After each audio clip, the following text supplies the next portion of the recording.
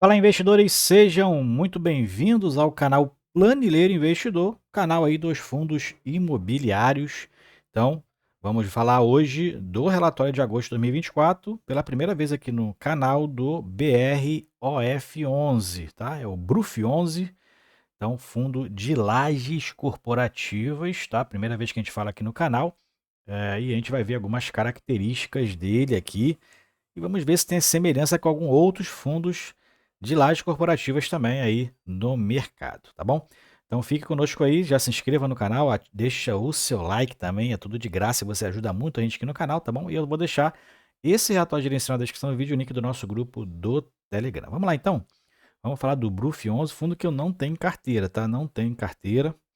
Já tenho outras dores de cabeça aí em relação a fundos imobiliários na minha carteira, não quero outra, mas vamos ver se o fundo tem alguma característica aí específica, se tem algum risco aí, né, inerente aí, ou se é visível, se não é. Então vamos ver aqui algumas características. Na visão geral aqui do fundo, no mês de agosto, o fundo distribuiu 43 centavos por cota, tá? É o que ele fala aqui, 43 centavos por cota, representa um dividend yield analisado de mais de 10,9%, em linha, ele fala aqui, em linha com a projeção divulgada pela gestão. Teve aqui a conclusão de um pagamento aí antecipado do valor de aluguel, né? A conclusão da mensalização do pagamento do aluguel de um contrato atípico aí com a Vale, no edifício Águas Claras, e o recebimento de notificação de rescisão antecipada no edifício da PGS, na verdade, suporte logística, lá no edifício Passeio Corporate, edifício do Rio de Janeiro. Tem um aviso prévio de 6 meses, né? Tem aí algumas multas aí, casos aí nos casos de rescisão. Algumas informações principais com base em agosto. Então, o valor é um fundo que tem um valor patrimonial de mais de 1,2 bilhão de reais, tá? Então, é um fundo grande em relação ao patrimônio, né? Um fundo bilionário. O valor da cota está 108,54 e olha o valor de mercado, né? O fundo quase 60% abaixo do valor patrimonial, ó, PVP 43,8%. Então, um fundo muito abaixo do valor patrimonial, valor de mercado, ó, um pouco mais de meio milhão de reais. É um fundo na base 100, contudo, está ali abaixo dos R$ 50. Inclusive, no mercado aí no mês de setembro está em torno de R$ 46 reais, 46,50. Tem mais de 10 mil investidores. E se você é um desses investidores ou está estudando o fundo, não deixe de se inscrever no canal que a gente vai acompanhar agora mensalmente aqui, sempre que possível, o BRUF 11 para ver o desenvolvimento do fundo, tá? O fundo tem uma média diária de liquidez no mercado secundário de quase meio milhão de reais, distribui 43 centavos por cota relativa a agosto, que dá esse dividend yield aqui anualizado. Esse é o retorno nos últimos 12 meses, uma queda de 28%. Então, o fundo aí, principalmente no valor de mercado, despencando. Ele tem dois imóveis, que na verdade são três, tá? Porque ele tem um outro imóvel indireto. Vou mostrar isso para vocês aqui. É uma BL de mais de 90 mil metros quadrados, prazo de vencimento médio dos contratos 6,7 anos e tem uma vacância até baixa, né? 4,6% de vacância. Aqui ele fala a respeito, né, do mês, né, algumas informações aí do mês, fala sobre a distribuição, que a gente já falou tudo aqui em cima, né? Na verdade, ele repetiu alguns parágrafos aqui, inclusive. Ele fala da variação negativa no mês foi de quase 5%, principalmente pelo valor da cota, tá? E pelo valor de mercado, se você adquirir hoje o BRUF 11, você pega um dividend yield de 1% praticamente, tá? Mas pelo valor patrimonial, o fundo está distribuindo muito abaixo. A gente vê que os resultados são bem abaixo. E ele não é por causa da vacância, né? A gente vê que a vacância não é o principal fator, e sim a forma que os contratos ali, as carências, né? Os ajustes e tudo mais. E a alavancagem que o fundo tem reduz muito, e é o que a gente tem visto nos outros fundos de lajes corporativas também, a alavancagem reduzindo drasticamente o resultado, né? E uns, inclusive, diminuindo quase a zero, igual do XPPR11, né? Mas a gente vê isso no RECT11, vê no SARI11, a alta despesa financeira das alavancagens reduzindo bastante o resultado e a distribuição desses fundos de lajes corporativas. Isso só vai parar quando o fundo reduzir de forma significativa as alavancagens, tá? Algumas informações aqui que a gente tem dele aqui na parte esquerda do relatório é que ele é um fundo com um pouco mais de um ano de mercado, né? 5 de abril de 2023, para investidores em geral. Quem gere é essa BGR Asset Management, é o consultor imobiliário, que é o gestor, e quem administra a escritura é a BTG Pactual. Tem aqui taxas que ultrapassam 1% ao ano, não tem previsão de taxa de performance e o prazo é indeterminado.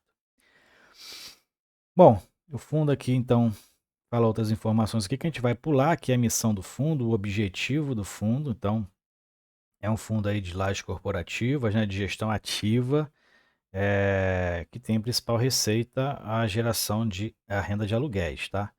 E na política do fundo, ele tem aqui algumas políticas aqui definidas, né? São 5, né? Então, negociação ativa dos contratos, então, fundo de gestão ativa, investimento em melhorias nos imóveis existentes, busca da eficiência operacional, redução de lucro e ocupação dos imóveis, expansão da carteira de ativos e reciclagem eficiente do portfólio. Essas são as políticas aí bases do fundo.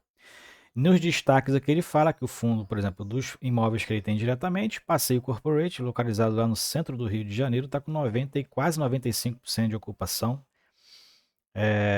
Mas ele tem ali uma notificação de rescisão, que tem ali um aviso prévio de 6 meses, né? Então é uma rescisão pequena, né? 519 metros quadrados. A partir de março de 2025, então, vai ter essa desocupação e a vacância vai acabar aí aumentando caso não tenha nenhum que entre no lugar ou então que reduza aí um pouquinho ocupe outra parte aí que o fundo tem nesse imóvel. Aqui ele fala que o impacto na receita vai ser inferior a 1 centavo por cota na distribuição. Esse é outro que é o Águas Claras, localizado ali em Minas Gerais e locado 100% para Vale desde 2010. Então aqui tem um risco já inerente, né? É uma empresa grande, claro, não muda assim de uma hora para outra, mas a gente viu situações aí, por exemplo, da Petrobras, né, em algumas cidades que ocupavam imóveis integralmente, saindo, né, e os fundos ali amargando uma vacância de 100% de uma hora para outra. Uma hora para outra não, eles avisam com antecedência, né, mas imóveis que são locados 100% para um inquilino só, é difícil você fazer depois uma alocação mais descentralizada, né? Então, é um risco que eu vejo aqui dentro do fundo, essa ocupação 100% pela Vale, apesar da Vale ter renovado o contrato agora com um contrato típico até 2030, porque ela tinha um contrato atípico de 10 anos, de 15 anos, né? 15 anos, e até 19 de abril de 2025, na verdade vai até 19 de abril de 2025 e já renovou um novo contrato típico até 2030, contrato de 5 anos, mas na modalidade típica, tá? Então, é um risco que eu vejo aí no fundo, essa alocação integral para Vale, mas é um risco que está controlado por enquanto pelo fundo, né? Mas a gente sabe que essas empresas grandes são difíceis de fazer esse tipo de movimentação, mas a gente sabe que algumas coisas acontecem, né? No caso da Petrobras, tinha um polo muito grande lá em Macaé, acabou que o segmento esfriou na cidade e o imóvel que ela ocupava lá em Macaé, do X PCM11, foi totalmente desocupado e o fundo está até hoje aí lutando para ocupar o imóvel com alguma coisa. Então é complicado, é um risco muito grande realmente essa questão aqui. E ele tem esse imóvel indireto através de um fundo imobiliário, tá? BETW, se eu não me engano, BETW também é de lajes corporativas, né? O fundo inclusive fez uma alavancagem para poder adquirir cotas sênior desse fundo imobiliário. E, assim, quando você pega diretamente, sem entender e sem verificar qual foi a intenção do investimento, você vê que não foi um bom investimento. Eu vou mostrar isso na DRE aqui do fundo. Então, nos destaques técnicos aqui não tem atualização, tem alguma nesse E-Tower, que ele tem participação indireta, está tendo um retrofit lá, algumas outras obras que estão sendo feitas. Teve alguns fatos relevantes aqui, inclusive o relatório gerencial do BETW, que é o fundo imobiliário que ele tem aí, o E-Tower. Depois você pode baixar o relatório gerencial, os links estão todos aqui. E na visão analítica, a gente tem aqui a DRE contábil, onde o fundo tem ali um lucro de quase 5 milhões de reais, né? Um lucro ajustado de 7 milhões de reais, e um lucro líquido por cota de 60 centavos por cota. Esse é o lucro contábil, tá? Que não é baseado para a distribuição. O que vai para a distribuição é o que realmente o fundo recebe, que é a DRE de caixa, que é o fluxo de caixa, na verdade. DRE de caixa não existe, é o fluxo de caixa do fundo. E aí o que a gente vai ver aqui é que o fundo já apresenta aqui o resultado, o lucro de caixa, né, de 7 milhões de reais, e faz alguns ajustes aqui, receitas provisionadas. Tem os dividendos aqui da BETW do contábil, que é o relativo a agosto. Tem os dividendos com base de caixa, que na verdade é o recebimento dos dividendos de julho, que foi recebido em agosto, de 1 milhão e 100. E tem essas despesas financeiras aqui de mais de 2,1 milhões de reais, que mais para baixo a gente vai ver que essa despesa financeira refere-se à aquisição das cotas aqui, de parte das cotas do BETW. Então, é muito sem lógica, né? Na primeira vista aqui, você receber dividendos de 1 milhão e 100 e pagar juros de 2,100. É meio sem lógica isso aqui, essa aquisição do fundo.